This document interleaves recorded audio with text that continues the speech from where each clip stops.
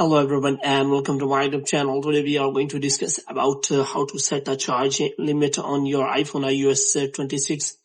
For example, if you do not want to overcharge your iPhone so that your battery health remains well and good, and if you do not want to overcharge your iPhone, then what you have to do, you have to simply watch this video completely. So without wasting any time, let's start the video. So first of all, what you have to do, you have to make sure that you have installed the latest version of the iOS on your device. For this, what you have to do, you have to simply go to settings and you have to go to general. And after that, you have to simply click on software update and you have to make sure that you have installed the latest version.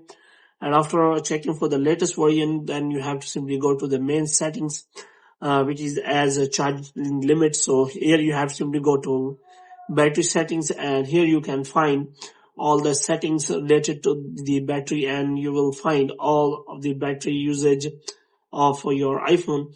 Now, if you want to limit your battery charging, then there is option available, battery health and charging.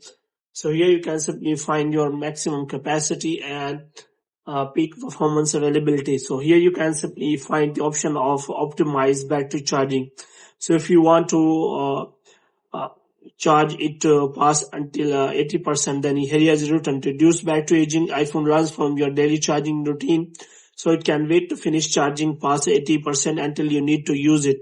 Optimized battery charging is off until 6 a.m., which means if you charge your iPhone on the night, then it will be turned off until 6 a.m. and if you turn this on, then it will learn how you can simply charge your routine. So it will not allow your battery to exceed the limit. So you can simply set these settings so that you can avoid your overcharging on your iPhone iOS 26.